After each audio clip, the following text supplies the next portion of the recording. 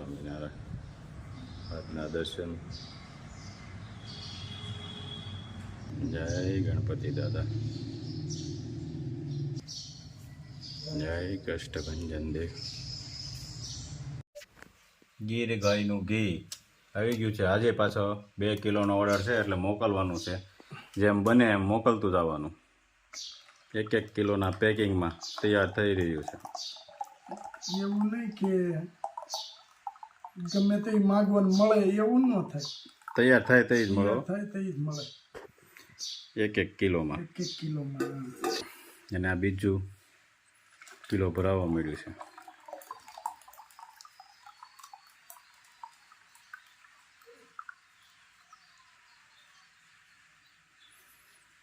પ્લાટ તૈયાર.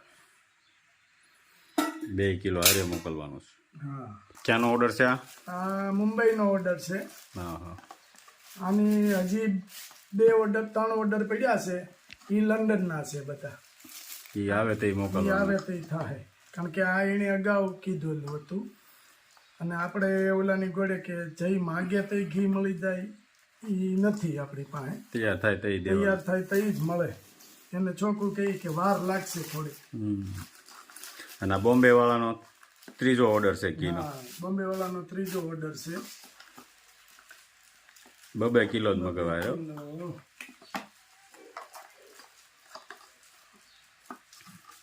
આજે આ બાવણીઓમાં આપણે ફારફેર થોડોક કર્યો છે. હા. કાલે હતી એ બાવણી અને આજે હતી એ બાવણીમાં ફારફેર છે ઘણો બધો. પેલા હતી થોડીક પોલી આવતી હતી એટલે પછી એની કરતા થોડી ખારી લીધી. હવે ખારી લીધી તો પેલા થોડીક પ્લાસ્ટિક હળવું આવતું હતું એટલે એની જગ્યાએ હારી લીધી કે આ ઘી ખાલી કરી દે અને બીજા કામમાં યુઝ કરવી હોય તો કામ આવે. તોય આવે, કામમાં આવી જાય. જો મસ્ત બાવણીઓ આ ફેરે લાયા છે પેકિંગ માટે. બોક્સ એ કમ્પ્લીટ છે 2 કિલોનું. બાવણીઓ સમાઈ જાય, હલે નહીં અને કાંઈ નુકસાન ન થાય. આ પેકિંગ. હા.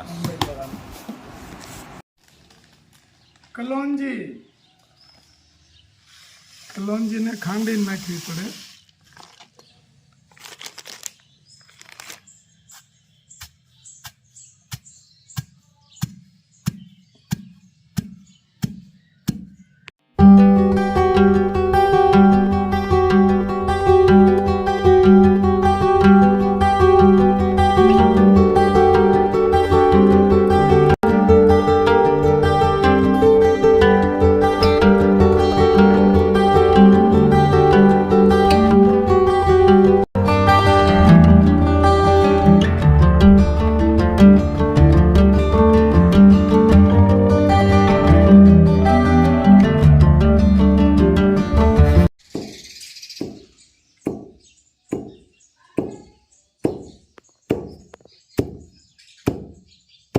ઔષધિ ખંડાય છો લોટાની ખાવણીમાં.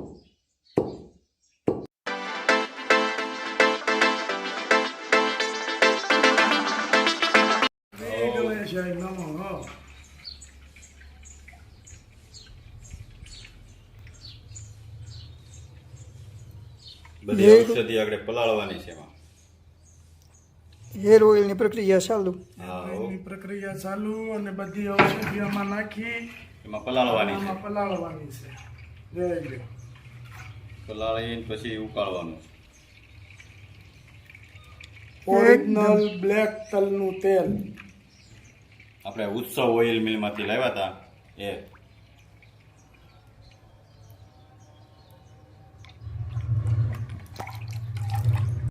મહેંદી, લીંબુડીના પાન,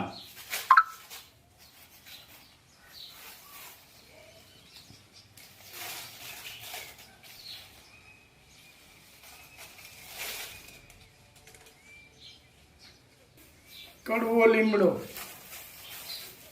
મીઠો લીમડો,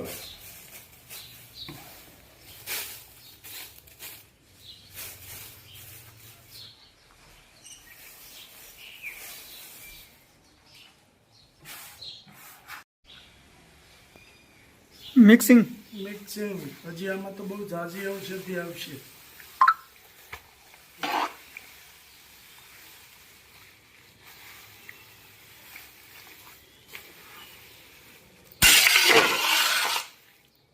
અને લોખંડના વાસણમાં તેલ ઉકળાય આપણા મગજને લો તત્વ મળવું જોઈએ.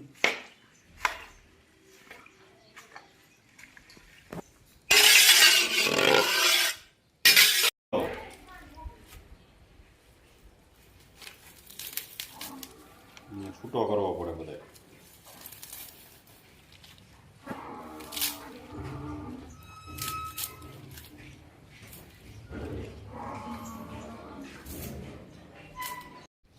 તમામ ઔષધિઓ આ બધી ઔષધિ પલાળી હતી, હવે તેલમાં પલાળવાની છે.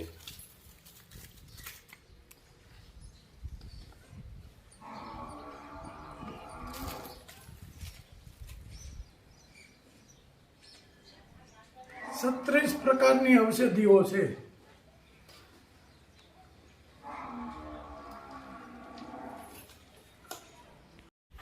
મિક્સિંગ. મિક્સિંગ રાજુભાઈ શું લઈને આવ્યો તું? ગુલાબના પાંખડીઓ. વાહ.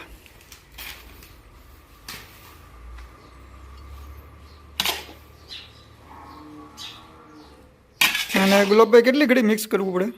અને મિક્સ કરવું પડે ઝાઝી વાર. મસાલો બધો અંદર તેલમાં બુડી જાય ત્યાં સુધી. હા હા ઔષધિ બધી તેલમાં બુડી જાય ને ત્યાં સુધી. બરોબર. Coconut oil.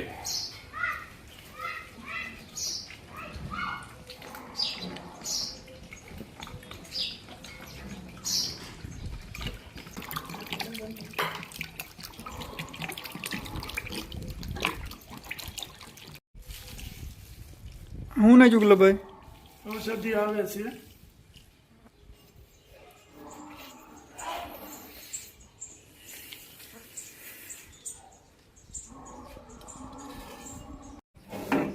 કલોંજી.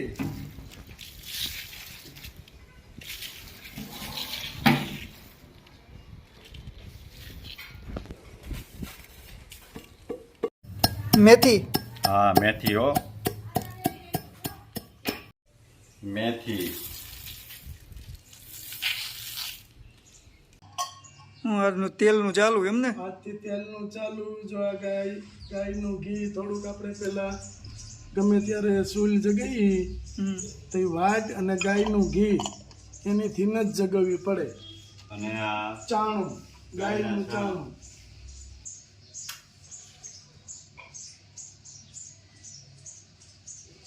વક્રતુંડ મહાકાર્ય સૂર્યકોટિ સમપ્રભ નિર્વિઘ્નમ કરો મે દેવ સર્વ કાર્યદુ સર્વદા.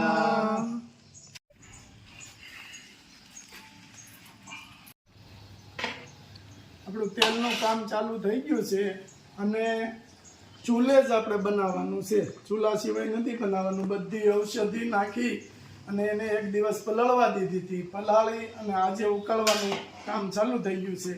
આ ધીમા તાપે ઉકળશે બરાબર. લગભગ 4 થી 5 કલાક ઉકળશે. ત્યારે આ તેલ બની અને કમ્પ્લીટ થાય અને પછી એને ગાળી અને બોટલો ભરવાની ચાલુ થાય. જો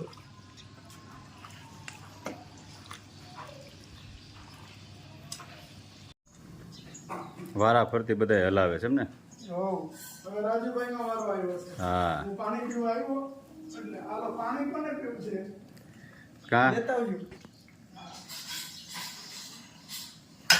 ટીમ વર્ક કામ કરવું પડે ને. કામ કરવું પડે.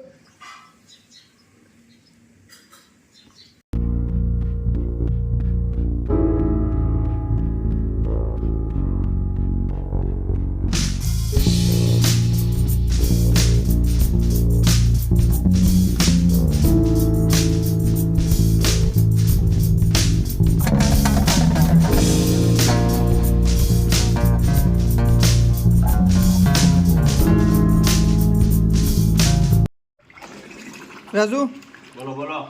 આ લોખંડના બકડિયામાં ઉકળવાનું કારણ? આપણે લોહ તત્વ અતન જરૂરી પડે એટલે આમાંથી લોખંડનું આ બકડ્યું છે એટલે લોહ તત્વ મળી રહે.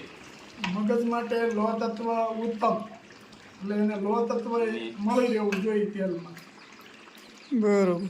આ બધું બધી જાણી પછી આપણે આ ચાલુ કર્યું છે. નકર તો બધા શું છે તીરના તપેલામાં ને આપણે બધા ઉકળતા આપણે ખબર નહોતી પેલા આવી. આપણે જ ઉકાળતા. હા આપણે તો ઉકાળ્યું હતું ઘેરે. આપણે ખબર નહોતી કે એલ્યુમિનિયમમાં કે એમાં ન ઉકળાય, લોખંડનું વાસણ લેવાનું ને એમાં ઉકાળવાનું, એટલે લોહ તત્વ તમને એમાં મળી રહે.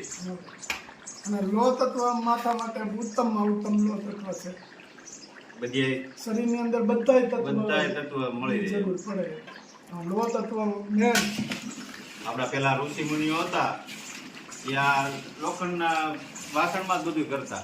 લોખંડના માટીના વાસણ, લોખંડના વાસણ એમાં જ ઉકાળતા ને બધું. હજી અમુક આપણે અમારે ગુરુ મંદિરે જઈ ત્યાં નથી બધા વાસણ લોખંડના, કોઈ માટીના છે, કોઈ હવે માટીના એવડા મોટા બનતા નથી, એટલે હવે લોખંડના વાસણ થાય. સારું હાલો મળો ઉકાળવા. ધીમે ધીમે જો મસ્ત કલર આવતો જાય છે અને તેલ જેમ જેમ ઉકળતું જાય એમ ગ્રીન બનતું જાય છે. જોઈ લો. એકદમ ગ્રીન બનતું જાય છે.